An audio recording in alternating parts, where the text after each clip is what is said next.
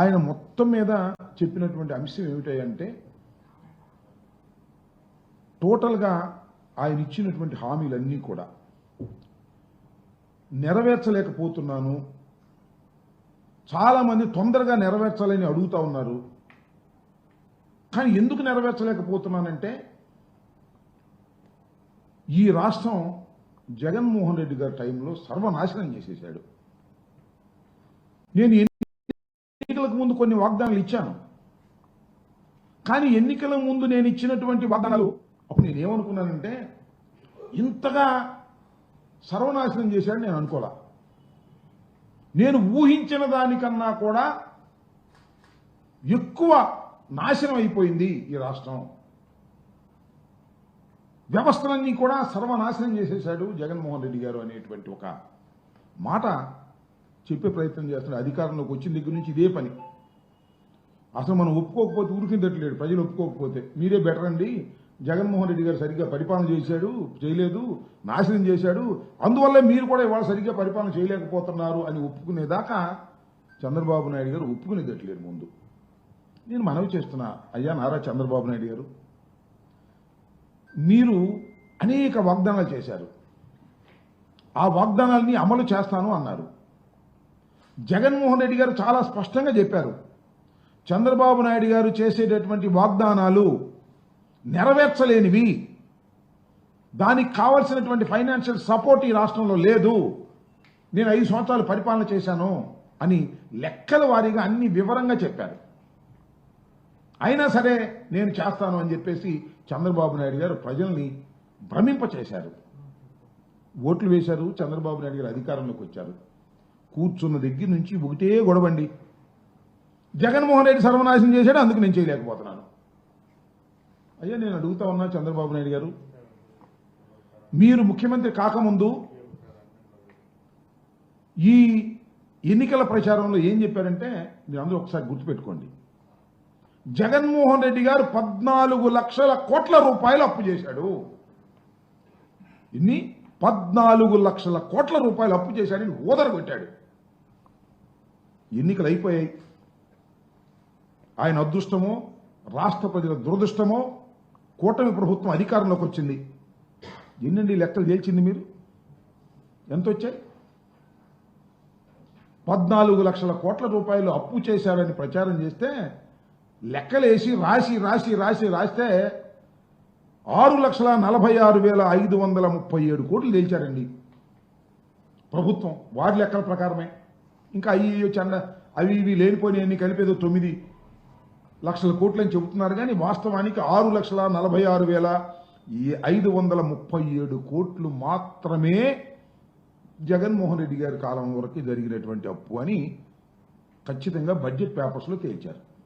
నేను అడుగుతా ఉన్నా చంద్రబాబు నాయుడు గారు, ఇందాక ఒక మాట అన్నాడు, మేము ఊహించిన దానికన్నా కూడా ఎక్కువగా ఈ రాష్ట్రం నాశనం అయిపోయింది, మేము ఊహించలేకపోయాం, అందువల్ల ఇవాళ పథకాలన్నీ అమలు చేయలేకపోతున్నాం అనేటువంటి మాట ఆయన మాట్లాడారు. ఏమండి, మీరు 14 లక్షల కోట్ల రూపాయలు అప్పు చేశారని ఊహించి చెప్పారే, చివరికి చూస్తే చట్టంలో దాని ప్రకారం చూస్తే కేవలం 6,46,000 కోట్ల రూపాయలు మాత్రమే ఉన్నదే. ఎక్కడైనా నాకు తెలియకడుగుతాను చంద్రబాబు నాయుడు గారు, ఊహకు అందకోకుండా జరిగింది. మీరు చేసిన ప్రచారానికన్నా మీరు ఊహించిన దానికన్నా తక్కువ అప్పులే జగన్మోహన్ రెడ్డి గారు చేశారు. అంతేకాదు, ఈ రిపోర్ట్ ప్రకారం చంద్రబాబు నాయుడు గారు ఏమంటారంటే 2022-23 క్యాపిటల్ ఎక్స్పెండిచర్ జగన్మోహన్ రెడ్డి గారు చేసింది 7,244 కోట్లు. బారోయింగ్ ఎంత? 67,987. ఇది చాలా పూర్, ఇది తప్పు అని ఇందాక చెప్తున్నాడు చంద్రబాబు నాయుడు గారు. క్యాపిటల్ ఎక్స్పెండిచర్ ఏమో 7,244 కోట్ల రూపాయలు, బారోయింగ్ ఏమో 67,985 కోట్ల రూపాయలు బారోయింగ్ చేశారు. క్యాపిటల్ ఎక్స్పెండిచర్ ఇదే ఖర్చు చేశారు జగన్మోహన్ రెడ్డి గారు. ఇది తప్పు, ఇలా చేయటం అన్యాయం, అక్రమం అని చెబుతున్నాడు. నేను అడుగుతా ఉన్నా చంద్రబాబు నాయుడు గారిని సూటిగా సమాధానం, ఎందుకంటే చంద్రబాబు నాయుడు గారు అంత అనుభవం లేదు, ఆయన అంత మేధావిని కాదు, ఆయనలాగా కథలు చెప్పలేను, కానీ నేను అడుగుతా ఉన్నా, 2024-25 చంద్రబాబు నాయుడు గారు అధికారంలోకి వచ్చి కూర్చున్నాడు. ఆయన బారోయింగ్ ఎంతో తెలుసా? అక్కడ మా బారోయింగ్ 67,985 కోట్ల రూపాయలు అయితే ఆయన బారోయింగ్ 73,685 కోట్ల రూపాయలు బారోయింగ్ చేశాడు చంద్రబాబు నాయుడు గారు మొదటి సంవత్సరంలోనే. క్యాపిటల్ ఎక్స్పెండిచర్ ఎంతో తెలుసా? 8,894 కోట్ల 90.98 కోట్లు బారోయింగ్ చేశారు. మేం చేసింది ఎంత? 7,244 కోట్లు క్యాపిటల్ ఎక్స్పెండిచర్ చేసి 67,000 కోట్ల 985 కోట్ల రూపాయలు మేము బారో చేస్తే ఆయన 73,635 కోట్ల రూపాయలు బారోయింగ్ చేసి 8,894 కోట్ల రూపాయలు ఆయన ఖర్చు పెట్టాడు. దానికి దీనికి కంపేర్ చేయండి. అదేమో తప్పంట, ఇదేమో రైట్ అంట. చెప్పేవాళ్ళు అమాయకులైతే వినేవాళ్ళు ఇలాగే ఉంటారన్నట్టుగా, వినేవాళ్ళు అమాయకులైతే చెప్పేవాళ్ళు ఈ విధంగా ఉంటారన్నట్టుగా చంద్రబాబు నాయుడు గారు ఈ కథలు చెప్పేటటువంటి ప్రయత్నం చేస్తున్నారు. టోటల్గా పచ్చి అబద్ధాలు చెప్పేటటువంటి కార్యక్రమం చేయటం, దాన్నేమో ప్రజలు నమ్మించాలనేటువంటి ప్రయత్నం. ఆయనకి వంది మాగదు. ఇందాక చూసే ప్రెస్ మీట్లో చంద్రబాబు నాయుడు గారు అన్నీ చెప్పిన తర్వాత జగన్మోహన్ రెడ్డి గారి పరిపాలనలో చాలా విధ్వంసం జరిగిపోయిందని అంటే ఇంకో ఆయన ఎవరో పత్రికా విలేకరు ఆయన అంటున్నాడు. వాళ్ళ బ్యాచే అంటే కొంతమంది మంచోళ్ళు కూడా ఉన్నారు అనుకోండి. మీరు చెప్పింది చాలా తక్కువ అండి, ఇంకా ఇవి కలిపితే ఇంకా ఎక్కువ అవుద్ది అంటాడు. అంటే విధ్వంసం చాలా ఎక్కువ అయింది అని ఇలాంటి మాటలు మాట్లాడి చంద్రబాబు నాయుడు గారు ప్రజల్ని నమ్మించాలని, ఇచ్చిన వాగ్దానాలను ఎగవేయాలనేటువంటి ప్రయత్నం ఒకటి జరుగుతూ ఉన్నది అనేది ఇవాళ ఆయన మొత్తం ఉపన్యాసం అంతా చూస్తే చాలా క్లియర్గా అర్థం అవుతుందని కూడా ఈ సందర్భంగా నేను చెప్పదలుచుకున్నా. అంతేకాదు, మనం చూసినట్లయితే చంద్రబాబు నాయుడు గారు ఈ మధ్యన దావోస్ వెళ్ళారు కదా. దావోస్ వెళ్ళారు, తిరిగి వచ్చారు. ఒకళ్ళుగా వెళ్ళింది వాళ్ళ అబ్బాయి ఇండస్ట్రీస్ మినిస్టరు, మళ్ళా నాయుడు గారు, కేంద్ర మంత్రి గారు, వంది మాగదు అందరూ కలిసి దావోస్ వెళ్ళారు. దావోస్ వెళ్ళంగానే చంద్రబాబు నాయుడు గారు చాలా సీనియర్ మోస్ట్, ఇండస్ట్రీలు అందరికీ కూడా పరిచయాలు ఉన్నాయి, ఆయన అద్భుతమైనటువంటి పెట్టుబడులు తీసుకొచ్చేస్తారు రాష్ట్రానికి అనేటువంటి ఒక ప్రచారం చేసుకున్నారు. వాళ్ళ పేపర్లు ప్రచారం చేసుకున్నారు. చివరికి 2 చేతులు ఊగించుకుంటూ వచ్చారండి. పెట్టుబడులు ఏంటి అంటే 0, ఎంఓఐలు 0, ఖర్చు చెప్పట్లే ఇంతవరకు. నేను అడిగా మొన్న ట్విట్టర్లో, అయ్యా చంద్రబాబు నాయుడు గారు, దావోసు మీ బృందం వెళ్ళడానికి ఎన్ని కోట్ల రూపాయలు ఖర్చు పెట్టారు చెప్పండి, ఎన్ని పెట్టుబడులు తీసుకొచ్చారు? పెట్టుబడులు 0, ఖర్చు మాత్రం చెప్పరు. నేను అడుగుతా ఉన్నా ఇవాళ సమాధానం చెప్పండి. ఎన్ని కోట్ల రూపాయలు ఇక్కడ మీరు ఖర్చు పెట్టారు వెళ్ళడానికి రావడానికి? కనీసం దారి ఖర్చులకు పనికొచ్చేటటువంటి ఎంఓఐలైనా చేసుకున్నారా, పెట్టుబడులైనా తీసుకొచ్చారా అంటే చంద్రబాబు నాయుడు గారు జనమంతా ఇలా అంటున్నారని చెప్పేసి ఆయన మన ఎక్కడ ఒక విచిత్రమైన మాట మాట్లాడాడు. ఆ మాట మీకు చూపించాల్సినటువంటి బాధ్యత ఉందని నేను అనుకుంటా ఉన్నా. ఇది చూడండి. మీడియా కానీ కొంతమంది కానీ ఏది దావోసు పోతే ఎంఓయూలు చేసుకోవాలి, మళ్ళీ ఎంఓయూలు ఏమైనా అడిగేవాళ్ళు ఉంటారు. కాగితం మీద పెట్టేసి అదేదో చేయడం అది కాదు, కరెక్ట్ కాదు. Yes, I'm very happy. There is a good competition among states. కేరళలో ఉండే కమ్యూనిస్ట్ గవర్నమెంట్ కూడా పోటీ పడే పరిస్థితికి వచ్చారు. విన్నారుగా, మళ్ళీ వినిపించాలా? అంటే ఏంటంటే ఆయన చెప్పేది ఒక మిత్ అంట. దావోస్ వెళితే పెట్టుబడులు వస్తాయనేది ఒక భ్రమ. దావోస్ వెళ్ళకోకుండానే పెట్టుబడులు వస్తాయి. మరి ఎందుకు వెళ్ళారని చలిలో పాపం దావోసు అంత కష్టపడి ఇంతమంది ఎందుకు డబ్బులు ఖర్చు? కోట్ల రూపాయలు. మీ అబ్బాయి, నువ్వు, అలాగే ఇండస్ట్రీస్ మినిస్టరు, కేంద్ర మంత్రి గారు, వంది మాగదులు, అధికారులు చలిలో వెళ్ళారు. మీరు కోటు కూడా వేసుకోలేదు, అందరూ కోటు వేసుకున్నారు. కానీ చంద్రబాబు నాయుడు గారు కోటు వేసుకోలేదండి. ఎంత కష్టపడ్డాయండి. కోటు ఆయన వేసుకోవడానికి ఆయన ఆరోగ్యం ఎలా చేయదు, ఇది వాస్తవం. దాన్ని కూడా ఒక సంక్షోభాన్ని కూడా ఉపయోగించుకునే విధానంగా కోటు కూడా వేసుకోకుండా వెళ్ళాడు, కష్టపడ్డాడని చెప్తున్నారు. ఏ పెట్టుబడులు అంటే అవన్నీ పెట్టుబడులు వస్తాయండి, మిత్ అదంతా కూడా అని ప్రచారం చేసేటటువంటి ప్రయత్నం ఇవాళ చంద్రబాబు నాయుడు గారు చేస్తున్నారు. అంతేకాదు ఎప్పుడు ఈ టక్కు టమార విద్యలు చంద్రబాబు నాయుడు గారికి అనుకూలంగా ఉంటే ఒక రకంగా, వ్యతిరేకంగా ఉంటే మరో రకంగా ఆయన చెబుతాడు, పత్రికలు రాస్తాయి.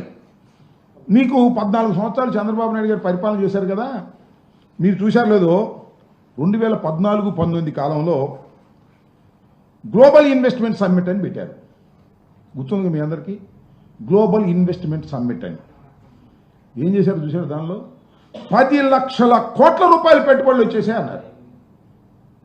2 లక్షలు 3 లక్షలు కాదు, 10 లక్షల కోట్ల రూపాయలు పెట్టుబడులు వచ్చాయి అంటే ఆయనకున్నటువంటి ఎల్లో మీడియా ఫ్రంట్ పేజీలో అద్భుతమైనటువంటి పెట్టుబడులు రాష్ట్రానికి వచ్చేసాయి, 20 లక్షల మందికి ఉద్యోగ అవకాశాలు కల్పిస్తున్నాం అని డబ్బా మీద డబ్బా డబ్బా మీద డబ్బా కొట్టారు. వెయ్యండి, చెప్పండి ఏమయ్యాయి? మీరు 5 సంవత్సరాలు పరిపాలన చేసినప్పుడు మీరు 10 లక్షల కోట్ల రూపాయలు గ్లోబల్ సమ్మిట్లో అనౌన్స్ చేసినవి ఎన్ని వచ్చాయో చూపించారంటే లేదు, ఒక్కటి కూడా లేదు. 328 ఒప్పందాలు ఆ రోజు పేపర్లు వేశారు. 328 ఒప్పందాలు చేసుకున్నాం, 20 లక్షల మందికి ఉద్యోగాలు వస్తున్నాయి, 10 లక్షల కోట్ల రూపాయలు గ్లోబల్ సమ్మిట్ ద్వారా తీసుకొచ్చినటువంటి ఘటన సమర్థుడు చంద్రబాబు నాయుడు గారు అని దప్పాలు కొట్టుకునేటటువంటి కార్యక్రమం చేశారు. ఇవాళ నేను అడుగుతా ఉన్నా, చంద్రబాబు నాయుడు గారు మరి మీరు వెళ్ళి ఏమీ తీసుకురాలేదు కదా, ఏమీ తీసుకురాలేకపోతే మరి మీరు ఇవాళ ఏం చేస్తున్నారు? ఒకవేళ మేము ఒకానొక సందర్భంలో జగన్మోహన్ రెడ్డి గారు ఇలాంటి ఆర్భాటం ఏమీ లేదు, జగన్మోహన్ రెడ్డి గారు కూడా దావోస్ వెళ్ళారు. ఆయన ఉట్టుచేలతో ఊగించుకు రాలా, అది పరిస్థితులు ప్రభావమో అదృష్టమో. 1,26,00,000 కోట్ల రూపాయలు, 1.26 లక్షల కోట్ల రూపాయలు ఎంఓయూలు తీసుకుని పెట్టుబడులు పెట్టించేటటువంటి కార్యక్రమం దావోస్ వెళ్ళి వచ్చిన తర్వాత జగన్మోహన్ రెడ్డి గారి ప్రభుత్వంలో జరిగాయని మనం చేస్తున్నాం. టెక్ మహేంద్ర సిఇఓ గుర్నాని 200 కోట్ల రూపాయలు ఇథనాల్ ప్లాంట్ ఏర్పాటు చేసి ఉత్పత్తి కూడా ప్రారంభించడం జరిగింది. అంతేకాదు అదానీ గ్రూప్కు సంబంధించి 60,000 కోట్లతో పెట్టుబడులు వస్తే భూములు కూడా కేటాయించి గ్రీన్ ఎనర్జీకి సంబంధించినటువంటి ఇండస్ట్రీని శరవేగంగా ముందుకు తీసుకువెళ్లే కార్యక్రమాలు ఇవాళ ఆ రోజు జరిగాయి. అంతేకాదు 37,000 కోట్ల పెట్టుబడితో వచ్చిన గ్రీన్ కో కంపెనీ, కర్నూలు జిల్లాలో గ్రీన్ కో కంపెనీ మొన్న కూడా చంద్రబాబు నాయుడు గారి మరి ఉప ముఖ్యమంత్రి గారు వెళ్ళారు, పవన్ కళ్యాణ్ గారు వెళ్ళి అద్భుతమైనటువంటిది ఇది అని కూడా చెప్పడం జరిగింది. ఇలా అరబిందో సంబంధించినటువంటి గ్రీన్ ఎనర్జీ 28,000 కోట్ల రూపాయలు పెట్టుబడులు పెట్టింది. ఇవన్నీ కూడా జగన్మోహన్ రెడ్డి గారి టైంలో జరిగితే మాత్రం ఇవన్నీ జరగలేదు, మేము మాత్రం బ్రహ్మాండంగా చేసామని డప్పాలు కొట్టుకునేటటువంటి కార్యక్రమం చేయటం జరుగుతూ ఉంది. ఒకసారి ఎందుకో కొన్ని కారణాల వల్ల జగన్మోహన్ రెడ్డి గారు దావోస్ వెళ్ళకపోతే ఏంటండి, ఇదిగో ఈనాడు పేపర్ చూడండి, ఓషోష్ మనకెందుకు దావోస్, మనకెందుకు దావోసు, పెట్టుబడి అవసరంలా మనకి, జగన్మోహన్ రెడ్డి గారు వెళ్ళాల్సిన అవసరంలా దావోసు ఒక్కసారి వెళ్ళకపోతేనే దావోసు ఎందుకు వెళ్ళలేదు అని ప్రశ్నల మీద ప్రశ్నలు కురిపించారు. దావోసు వెళ్ళి మీరు ఆయన ఎవరో మరి పెట్టుబడుల కోసం దావోసు వెళ్ళలేరా అని ఈనాడులో స్టేట్మెంట్ ఇచ్చారు. మీరు దావోసు వెళ్ళి ఉత్త చేతులతో తిరిగి వస్తేనేమో దావోసు వెళ్తే పెట్టుబడులు వస్తాయా అని వాళ్ళు దబాయిస్తారు. జగన్మోహన్ రెడ్డి గారు దావోసు వెళ్ళకపోతేనేమో పెట్టుబడులు మీకు అవసరం లేదా అంటారు. 2 నాలుకలు మీరేనా, మీ ధోరణేనా అని అడుగుతా ఉన్నా.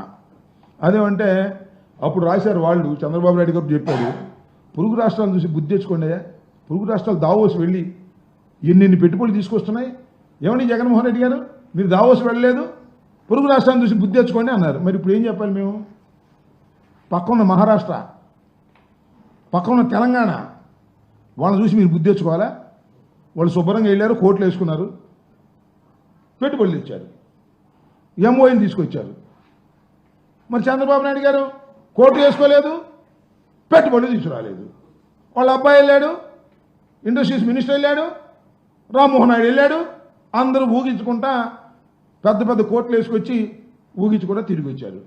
దీనికి మాత్రం ఏందండి దావోస్ వెళ్తే పెట్టుబడులు వస్తాయండి, రావు, ఎంఓఏ వేసుకుని సరిపోయిందా అంటారు ఇవాళ కోతలు. ఎట్టు పడితే అటు నాలుగు తిప్పేటటువంటి కార్యక్రమం నారా చంద్రబాబు నాయుడు గారు చేసేటటువంటి ప్రయత్నం చేస్తున్నారు. కట్టుకథలు వినిపించేటటువంటి ప్రయత్నం చేస్తారు. అసలు నిజంగానండి చాలా మెచ్చుకోవాలి. అసలు ఏ మాటకు ఆ మాట మన చంద్రబాబు నాయుడు గారిని, ఆయనకున్నటువంటి ప్రచార ఆర్భాటాలని, వారికి ఉన్నటువంటి వంగి మాగదుల్ని, వారికి ప్రచారం చేసే ఎల్లో మీడియాని అద్భుతంగా మెచ్చుకోవాలి. ఎందుకంటే బ్రహ్మాండమైన కథలు అల్లి చెబుతుంటారు. ఒక పగిలిపోయిన గ్లాసు కథ మీకు వినిపించేటటువంటి ప్రయత్నం నేను చేస్తాను. సావధానంగా ఇవ్వండి, కొద్దిగా పెచ్చుగా ఉంటుంది, అయినా పర్వాలేదు, ఓర్పుగా ఇవ్వండి. ఇక్కడ బండారు వెండి బయట పెడదాం. దావోస్ లో ఇన్వెస్ట్మెంట్ సమ్మిట్ కి వెళ్ళినప్పుడు ఒక హోటల్లో బస్ చేశారు. చంద్రబాబు గారి రూమ్ లో, చీఫ్ సెక్యూరిటీ వాళ్ళు వేరే రూమ్ లో, ఆఫీసర్స్ వేరే రూమ్ లో, ఇలా ఉన్నారు అందరూ. అప్పుడు -12 degrees టెంపరేచర్ లో ఆ రూమ్, హోటల్ రూమ్ వెంటిలేటర్ కొంచెం పగిలి మంచు మొత్తం లోపలికి వస్తే రాత్రి అంతా నిద్ర పట్టలేదు ఈ ఆఫీసర్స్ కి. ఇబ్బంది పడి రగ్గులు కప్పుకొని చాలా ప్రయత్నాలు చేసి హోటల్ స్టాఫ్ ఫోన్ చేసి ఏదో రాత్రి అంతా ఇబ్బంది పడి కొంచెం తెల్లవారుజాము నిద్రపోయారు. మగతగా నిద్ర పట్టింది. తెల్లారేసరికి లేట్ అయింది. వాళ్ళు లేచేసరికి లేచి చూడగానే చూస్తే వీఐపీ లేరు. సిఎస్పీ ఫోన్ చేస్తే వీఐపీ లేరు, వచ్చారు అన్నారు. వీళ్ళు కంగారు వచ్చి గబగబా రెడీ అయిపోయి అప్పుడే ఎందుకు వెళ్ళిపోయారు అని చెప్పి వెళ్ళేసరికి ఇంకా స్టాల్స్ అన్ని ఓపెన్ కాలే. ఆంధ్రప్రదేశ్ స్టాల్ ఒకటే ఓపెన్ అయింది, మిగిలిన అన్ని అప్పుడప్పుడే వస్తున్నారు. అప్పటికే వచ్చినటువంటి కొంతమంది పారిశ్రామికవేత్తలు, ఫారినర్స్ ఆంధ్రప్రదేశ్ స్టాల్ దగ్గర ఉంటే వాళ్ళందరూ రగ్గులు, మఫ్లర్లు ఇవన్నీ కప్పుకుని ఉంటే పెద్ద పెద్ద ఇవన్నీ వేసుకుని అక్కడ అదే ఖద్దరు బట్టలతో అదే వ్యక్తి అలా కూర్చొని ఇన్వెస్ట్మెంట్స్ గురించి మాట్లాడుతున్నారు. ఆంధ్రప్రదేశ్ లో ఉన్న అవకాశాలు ఏంటి? ఈ ఆఫీసర్ సిగ్గుతో షై ఫీల్ అయ్యి వెళ్ళి, సార్ ఏంటి సార్ ఇంత ఎర్లీగా వచ్చేసారు, మా రూమ్ లో ఇలా జరిగిందంటే, అవును నా రూమ్ లో కూడా జరిగింది కదా సార్, మీరు ఇలా వచ్చారు ఎందుకు సార్, కొంచెం సేపు అంతా రావచ్చు కదా, ఎందుకు ఇంత చలిలో? నేను గవర్నమెంట్ డబ్బుతో వచ్చానయా, మనందరూ గవర్నమెంట్ ప్రజలు కట్టిన పన్నులతో విమానాల్లో వచ్చి హోటల్లో బస్ చేశాం. అందరికంటే 10 నిమిషాల ముందు నేను వస్తే నాకు ఎలాగా టైం వేస్ట్ చేయడం అనవసరం. అది హోటల్లో ఉండే బదులు ఇక్కడికి వచ్చా అనుకో, ఇతర స్టాల్స్ తో కంపీట్ చేస్తే మనం కొంచెం ముందు ఎక్కువసేపు మాట్లాడే అవకాశం వస్తుంది. ఒక 2-3 ఫారినర్స్ అట్రాక్ట్ అయినా మన ఆంధ్రప్రదేశ్ లో తెలుగు పిల్లలకు 100 మందికి ఉద్యోగాలు వస్తాయి. నేను హోటల్లో ఎందుకు ఉండాలి? ఇది చెప్తే ఆ ఆఫీసర్ కళ్ళమ్మ నీళ్లు వచ్చినాయి. నాకు ఆయనలే చెప్పారు. అదే ఆయన విజన్, ఆయన కష్టం. దావోస్ లో మీటింగ్ జరిగింది కదా, ఇండస్ట్రియల్ సమ్మిట్ చంద్రబాబు గారు కూడా అందరినీ ఆయన ఈ పక్కన ఇంకో ఆయన చూస్తాడు. దావోస్ వెళ్ళాడు. వెళ్ళిన తర్వాత అందరు మీటింగ్ పొద్దున్నే టైం 9కు ఎంత ఫిక్స్ చేసుకున్నారు. ఈయన ఫోటోస్ అన్ని ఇట్లా రూమ్స్ ఉంటాయి కదండి, ఈయన ఆయన చెప్పాడు కదా, నేను మీకు చెప్తున్నాను, ఆయన చూడలేదు సార్. ఆయన అంత పెద్ద మనిషి, ఆయన నాకు ఫోన్ చేసి చెప్పాల్సి అవసరం. ఇట్లా రూములు మొత్తం ఇట్లా కట్టుకొని రూములు ఉన్నాయంట. విపరీత అక్కడ -10 degrees అరవచ్చండి. దావోస్ అంటే యూరోప్ అంతా విపరీతం చలి ఉంటుంది. విపరీతం చలిలో వీళ్ళ కర్మ కానీ వీళ్ళున్న వింగ్ మొత్తం గ్లాస్ ఎదురు పనికిందంట. విపరీతమైన చల్లట, భయంకరమైన చలి. పడుకోవాలి ఫోన్ చేస్తే మేము ఏం చేయలేమన్నారట. పోట్ల నైట్ 12 అయిపోయింది, 100 అయిపోయింది, మేము ఏం చేయాలంట. దుప్పట్లు కప్పుకొని, పరుపులు కప్పుకొని, నిద్ర పట్టగా 4 5 ఆయన స్టాఫ్, ఆయనతో పాటు వెళ్ళిన ఐఏఎస్లు, ఐపీఎస్లు, పెద్ద పెద్ద ఆఫీసర్లు కానీ, చంద్రబాబు గారి సెక్రటరీ కానీ, సెక్యూరిటీ కానీ పడుకున్నారట.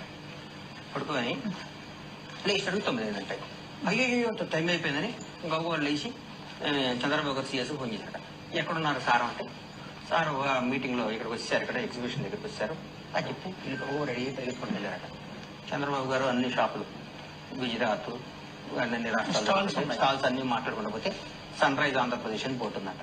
పోతే చంద్రబాబు గారు ఒకటే మామూలు షర్టు వేసుకొని చుట్టూ ఫారినర్స్ 10 మంది వేసుకొని చెప్తున్నట, ఆంధ్రప్రదేశ్ చాలా గొప్పది, మొత్తం సముద్రం ఉంది, 900 కిలోమీటర్ల సముద్రం ఉంది, మీరు పెట్టుబడులు పెడితే చాలా గొప్పగా ఉంటది, భూమి బద్దలైపోద్ది, అందరు రండి. ఆయనకు అలవాటే కదా, ఎవరంటే బట్టి వాళ్ళకి తెచ్చుకోవచ్చు, ప్రజెంటేషన్ ఇస్తున్నట. అదే ఇస్తున్నట. సార్ సార్ ఏమ్మా అన్నాక, సార్ సారీ సార్, రాత్రి మాది ఇట్లా పగిలిపోయి బాధతో మంచుతో నిద్ర పట్టారంటే, నారం కూడా పగిలింది అన్నట. సార్ మరి మీ నిద్ర అంటే, ఏమన్నా నిద్ర పొద్దున్నే రోజు నిద్రపోకపోతే ఏం కాదు కదా, మనం ఆంధ్రప్రదేశ్ ప్రజల సొమ్ముతో ఇక్కడికి వచ్చాం కదా, వాళ్ళ డబ్బుతో వచ్చి మనం పగలు పడుకుంటే ఎట్లా? నేను ఒక 10 నిమిషాలు ముందు వచ్చానుకో, ఈ కదమ స్ట్రీట్లు స్టాల్ ఓపెన్ చేయకముందే నేను ముందు వచ్చానుకో, వచ్చి నేను మాట్లాడాను అనుకో, ఏదో ఒక కంపెనీ వచ్చినా కానీ ఏ వెనకబడి రాయలసీమలో ఉత్తరాంధ్రలో పెట్టామనుకోండి, ఒక 100 కుటుంబాలు పోపడదు, దాని ద్వారా ఒక 5-6 వేల మంది హ్యాపీగా ఉంటారు కదా, వాళ్ళ భవిష్యత్తు ముఖ్యమని ముందు వచ్చాను అన్నట్టు. ఆయన మాట చెప్పగలను నాకు ఎంత దుఃఖం. ఈ 2 కేసులు ఈయన ఎవరైనా ఈ పైన ఈయన ఎవరు తెలుసుగా టీవీ5లో ఈ పేరు ఏదో ఉందయ్యా మూర్తి అనుకుంటా ఈయన పేరు. ఈ పక్కన గణేష్, బండ్ల గణేష్. ఈయన మూర్తి, బండ్ల గణేష్. ఇది ఎప్పుడుది 13/11/2023లో ఈ పక్కన ఆయన పేరు ఏంటి టీవీ5లో మూర్తితో బండ్ల గణేష్ గారు చెప్పిన కథ. ఈ మూర్తి అని ఆయన మళ్ళీ కొత్తగా చెబుతాడు కథ. మొన్న ఇప్పుడు ఇది 21/25 కథ చెబుతున్నాడు ఈయన. ఆయనేమో బండ్ల గణేష్ ఏమో నాకు తెలిసి పాపం సినిమా ప్రొడ్యూసరు. అప్పుడప్పుడు ఇలాంటి కథ కూడా రాస్తాడేమో మరి తెలియదు. గ్లాసు పగిలిన కథ. అప్పుడు చెప్పిన గ్లాసు పగిలిన కథ మొన్న ఈ టీవీ5 అంటే తెలుసుగా, మన బిఆర్ నాయుడు గారు టీడీడీ బోర్డు మెంబరు, చైర్మన్, ఇట్లాంటి కట్టుకథలు అల్లి చెప్పినందుకే ఆయనకి తిరుమల తిరుపతి దేవస్థానం బోర్డు చైర్మన్ ఇచ్చారు. ఆయన కాలు పెట్టగానే 6 చచ్చిపోయారు. మహాపాపం చేశాడనమాట. అది ఇలాంటివన్నీ చేసి ఈ మూర్తి గారు అనే ఆయన 2023లో చెప్పిన గాజు పగిలిన ఇది గ్లాసు కథ, పగిలిన గ్లాసు కథ మళ్ళా మొన్న చెబుతున్నాడు. ఏంది స్వామి నాకు అర్థం కాల మీకు? ఇన్ని కట్టుకథలు చెప్పి ఇంత ప్రచారం చేసి సూర్యుడు వీరుడు, చలిని కూడా లెక్క చేయని వాడు, మంచులో కూడా పడుకోగలిగిన వాడు అని ఇట్లాంటి కోతలు కోసేటటువంటి కార్యక్రమం మీరు చేసి చివరికి ఏంటి అంటే కోట్లు ఖర్చు పెట్టారంటే ఎన్ని కోట్లు చెప్పటల్లా. పెట్టుబడులు మాత్రం రాలేదు, పెట్టుబడులు రావు, దావసెళ్తే పెట్టుబడులు వస్తాయని డబాయింపు సెక్షను. ఇట్లాంటి పగిలిన గ్లాసు కథలు ఎన్నో చెప్పి చంద్రబాబు నాయుడు గారి దగ్గర ఏమీ లేకపోయినా ఒక అద్భుతాలు జరిగిపోతున్నాయి అనేటువంటి భ్రమను కల్పించేటటువంటి కార్యక్రమం ఇవాళ చంద్రబాబు నాయుడు గారు చేస్తున్నారు. ఇందాక ఉపన్యాసం కూడా అదే అద్భుతమైన ఉపన్యాసం చెబుతున్నాడు. అంత మొత్తం సారాంశం ఏమిటంటే, ఉపన్యాస సారాంశం, మీరు తొందరపడమాకండి, నేను ఇచ్చిన హామీలు చేయలేకపోతున్నాను, నిదానంగా చేస్తాను, సంపద సృష్టించే కార్యక్రమం చేస్తున్నాను, వండే కార్యక్రమం చేస్తున్నాను, వండి మీకు వారుస్తాను అని. వండేది లేదు, వార్చేది లేదు. జగన్మోహన్ రెడ్డి గారు అప్పులు చేశాడు, నువ్వు అప్పులు చేయకుండా పరిపాలన చేస్తున్నావా? నువ్వు అప్పులు చేసే పరిపాలన చేస్తున్నావు కదా. జగన్మోహన్ రెడ్డి గారు ఏ బాటలో వెళ్తున్నావు, నువ్వు ఆ బాటలోనే వెళ్తున్నావు కదా. ఇవాళ కోతలు కోసేటటువంటి కార్యక్రమం ఇవాళ చంద్రబాబు నాయుడు గారు చేసేటటువంటి పని చేస్తూ ఉన్నాడు. వాళ్ళ అబ్బాయిని చూసే ఇందాక ఏదో పెట్టుబడుల గురించి అడిగారు ఎవరో విలేకరులు, నీ బోటి విలేకరులు అడిగితే, ఏమండి అప్పుడు అమర్నాథ్ గారు మేము చేసినటువంటి ఎంఓయూలే కదా మీరు ఇప్పుడు ఇంప్లిమెంట్ చేస్తుంది అని అడిగితే ఆ కోడిగుడ్డ ఆయన అంటున్నాడు. మరి ఈయనేంటి పెద్ద పప్పు సోదు కదా, అప్పుడు దాకా పప్పు అనలేదా? ఏమండి నారా లోకేష్ గారు, మీరు గుర్తుపెట్టుకోండి, మీ నాన్నగారిని చూసి మిమ్మల్ని గౌరవిస్తున్నారు తప్ప, లేకపోతే నువ్వు పెద్ద పప్పు శుద్ధవి అని తెలుసు. మా అమర్నాథ్ ఉన్నాడే కోడిగుడ్డుగా అంటున్నావే నువ్వు, ఆ కోడిగుడ్డు చెప్పిన ఆయన ఒక మంత్రి గారి కుమారుడు. ఆ నాన్నగారు చనిపోయిన తర్వాత కూడా ఈ రాష్ట్రంలో గౌరవం పొందుతున్నాడు. వాళ్ళు నాన్నగారు లేకపోయినా గౌరవం పొందుతున్నటువంటి వ్యక్తి మా అమర్నాథ్ని పట్టుకుని కోడిగుడ్డు అంటావు. నిన్ను పప్పు అంటే మాత్రం నువ్వు ఒప్పుకో. నువ్వు శుద్ధ పప్పువి. ఇవాళ కొద్దిగా నిన్ను గౌరవిస్తున్నారు. ఎందుకంటే మీ నాన్నగారు నువ్వు చెప్పినట్టే చేస్తున్నారు కాబట్టి, నాకు పదవి కావాలంటే నీకు దండం పెట్టాలి కాబట్టి, నిన్ను గౌరవించాలి కాబట్టి అందరూ నిన్ను గౌరవిస్తున్నారు. ఆ గౌరవం చూసి నిజమని రెచ్చిపోవద్దని కూడా మనవి చేస్తున్నా. ఇందులో ఇక్కడ చదివా నేను, ఎర్ర బుక్కు చూస్తే తెలుగుదేశం వైసీపీకి భయమా? ఎందుకు భయం అన్నాడు. నాకేం భయం? నేను ఇప్పుడో చెప్పా, తిరుపతి మొన్న మీటింగ్ వెళ్ళినప్పుడు, నీ ఎర్ర బుక్కు నా కుక్క కూడా భయపడదని చెప్పా. Don't care. నీ ఎర్ర బుక్కు భయపడితే అసలు రాజకీయాలు ఎట్లా చేస్తావయ్యా? నీ ఎర్ర బుక్కు కోసం భయపడేటువంటి పరిస్థితిలో ఏ ఒక్క కార్యకర్త లేదు. ఎంతమంది జైల్లో వేసినా మేము ముఖవని ధైర్యంతో పోరాడుతున్నటువంటి సందర్భాలు ఉన్నాయని కూడా మనవి చేస్తున్నాం. ఇవాళ నేను రిపబ్లిక్ డే తరఫున రాష్ట్ర మన గవర్నర్ గారి చేత చెప్పించారు. ఏం చెప్పించారు? ఏమీ లేదు. ఈ పని చేస్తాం అని చెప్పలా. మేము అధికారంలోకి వచ్చినటువంటి కొత్తలో రాష్ట్రపతి మన గవర్నర్ గారు రిపబ్లిక్ డే సందర్భంగా ఎన్ని విషయాలు మాట్లాడారో ఇక్కడ నేను మీకు గుర్తు చేస్తాను. ఆ రోజు గ్రామ సచివాలయాలు ఏర్పాటు చేసే దాని గురించి మాట్లాడాం. 1,03,000 మందికి మేము శాశ్వతమైన ఉద్యోగాలు ఇస్తామని కూడా మేము ఆ రోజున చెప్పడం జరిగింది. 2,07,000 వేల మందికి 2.7 లక్షల మందికి ఉపాధి కల్పిస్తామని చెప్పాం. మొత్తంగా 4 లక్షల మందికి ఏకంగా ఉద్యోగ అవకాశాలు, ఉపాధి అవకాశాలు కల్పిస్తామని ఆ రోజున చెప్పడం జరిగింది. అదేవిధంగా జగనన్న అమ్మఒడి గురించి చెప్పాం. అదేవిధంగా 3,000 కోట్ల ధరల స్థిరీకరణ నిధి గురించి చెప్పాం. ఈ విధంగా అనేకమైన విషయాలు, ఆరోగ్యశ్రీని పెంపొందించే కార్యక్రమాల గురించి చెప్పాం. అనేకమైన విషయాలను ఆ రోజున ఫస్ట్ రిపబ్లిక్ డే సందర్భంగా గవర్నర్ గారు చెప్పినటువంటి సందర్భం వాళ్ళు ఏమీ లేవు, అంత పోసుకోళ్ళు కవర్లు మమ్మల్ని తిట్టడం తప్ప మేము ఇది చేస్తామని చెప్పినటువంటి సందర్భమే లేదు. ఈ విధంగా ఒక దుర్మార్గమైనటువంటి పరిపాలన చేస్తూ ఇవాళ 6 మాసాలు అయిపోయింది. 6 కాదు, 8-9 మాసాలు అవుతుంది. ఇంకా జగన్మోహన్ రెడ్డి గారిని ఆడిపోసుకోవటమే. ఇవాళ బ్రాండ్ పెంచుతున్నారంట, ఆంధ్ర బ్రాండ్ అక్కడికి వెళ్ళి పెంచుతున్నారంట. ఎక్కడికి వెళ్ళి? దావోస్ వెళ్ళి. బ్రాండ్ నాశనం అయిపోయిందంట. మేము ఉన్నప్పుడేమో పెట్టుబడులు వచ్చాయి, మీరున్నప్పుడేమో పెట్టుబడులు రాలేదు. బ్రాండ్ గురించి చెప్పేటటువంటి ప్రయత్నం, మీరు కథలు చెప్పుకుంటూ వెళుతూ జనాన్ని నమ్మించేటటువంటి ప్రయత్నం చేయటం అనేది దుర్మార్గమైనటువంటి విషయమని కూడా ఈ సందర్భంగా నేను చెప్పదలుచుకున్నాను. అందువల్ల చంద్రబాబు నాయుడు గారు ఇచ్చిన ప్రతి హామీని నెరవేర్చుకోండి. మీరు హామీని నెరవేర్చకపోతే వైఎస్ఆర్ కాంగ్రెస్ పార్టీ ప్రధాన ప్రతిపక్షంగా ఉన్నటువంటి రాజకీయ పార్టీ మీ వెంట పడుతుంది, ప్రజా ఉద్యమాలను నిర్మిస్తుందని కూడా ఈ సందర్భంగా నేను చెప్పదలుచుకున్నాను. అదేవిధంగా మీరు అమ్మఒడి కార్యక్రమం తీసేసి తల్లికి వందనం అన్నారు. ఎప్పుడంటే జీవో ఇష్యూ చేసింది? 9/7/2024 జీవో ఇష్యూ చేశారు. ఏమని? తల్లికి వందనం ఇస్తామని. ఒక తల్లికే ఇస్తామన్నారు. దాని మీద మేమందరం కూడా గట్టిగా మాట్లాడాం. అసలు మొత్తం ఎగ్గొట్టేశారండి. ఇంతవరకు లేదు. నెక్స్ట్ ఇయర్ నుంచి ఇస్తామంటున్నారంట. ఇస్తారో పెడతారో మనకు తెలియదు. ఈ విధంగా ఇచ్చిన ప్రతి వాగ్దానం, ఇందాక చెప్తారు సూపర్ 6 అమలు చేస్తున్నాం. ఏం అమలు చేస్తున్నాం నాకు అర్థం కాదు. సూపర్ 6లో ప్రధానమైంది తల్లికి వందనం కదా, అదేవిధంగా ఆడవారికి బస్సు కదా. ఒక్కటి కూడా అమలు చేయాలి. సిలిండర్ల విషయం మాత్రం కొద్దిగా 3 సిలిండర్లు ఇచ్చి కార్యక్రమం చేస్తున్నారు.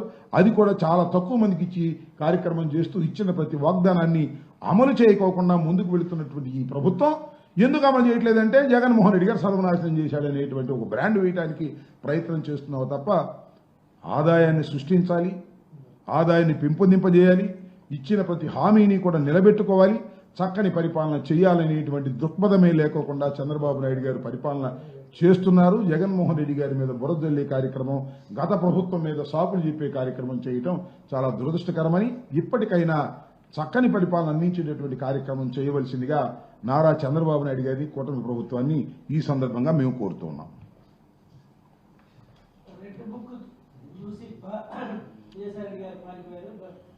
రెడ్ బుక్ చూసి ఎందుకు పారిపోతారు? రెడ్ బుక్ చూసి ఎవరు పారిపోలేదు. ఆయన రాజకీయాల నుంచి విరమించాడు. అది ఆయన స్పష్టంగా చెప్పాడు కదా. రెడ్ బుక్ చూసి భయపడేవాడు ఎవ్వడు లేడు. ఆ రెడ్ బుక్ను చూసి నువ్వే భయపడే రోజు వస్తుంది. నీ చేతిలో రెడ్ బుక్ పెట్టుకున్నందుకు, పట్టుకున్నందుకు నువ్వే భయపడాల్సినటువంటి పరిస్థితి త్వరలోనే వస్తుందనే విషయాన్ని కూడా గుర్తుపెట్టుకోమని మనవి చేస్తున్నాం. రాసుకోవటం కాదు, ఆయన వేధిస్తున్న వేధింపులకు ప్రజలు తిరుగుబాటు చేసే పరిస్థితి వస్తుంది. ఆయన వాళ్ళ ఎర్ర బుక్ అని చెప్పి దానిలో ఏ పిచ్చి మాటలు రాసుకుని అందరి మీద కేసులు పెట్టి గందరగోళం చేస్తున్నారు కదా.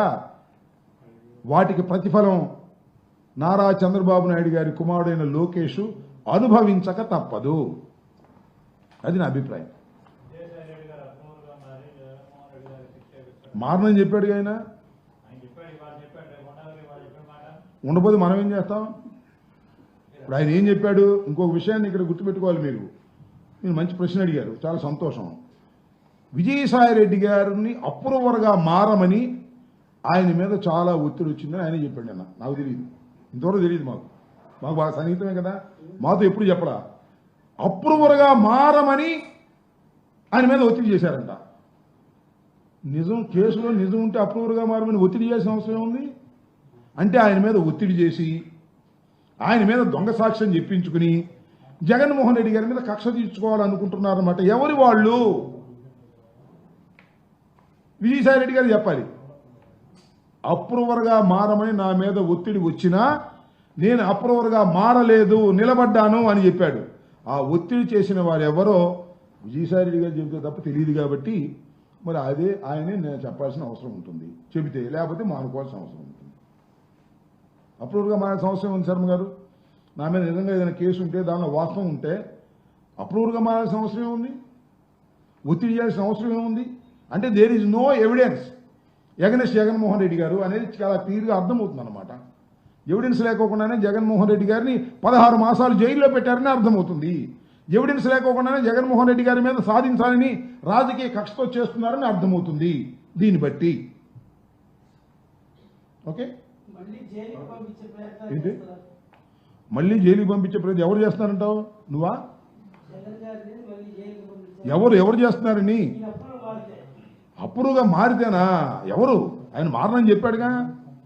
అప్రూవ్గా మారుతామా లేకపోతే ఇంకోటి ఏది? ఇప్పుడు చంద్రబాబు నాయుడు గారికి ఈ రాష్ట్రం బాగుపడాలని, ఈ రాష్ట్రంలో అభివృద్ధి కార్యక్రమాలు జరగాలని, ఈ రాష్ట్రంలో ఇచ్చిన ప్రతి వాగ్దానాన్ని సంక్షేమ కార్యక్రమాలని నిలబెట్టుకోవాలనేటువంటి కోరిక కన్నా ఏదో ఒక విధంగా జగన్మోహన్ రెడ్డి గారిని ఇబ్బంది పెట్టాలి, ఏదో ఒక విధంగా జగన్మోహన్ రెడ్డి గారిని లోపల పెట్టాలి అంటే ఎదుటి వాళ్ళు నష్టపోతే తప్ప నేను బతకలేననే పరిస్థితిలోకి వచ్చాడు.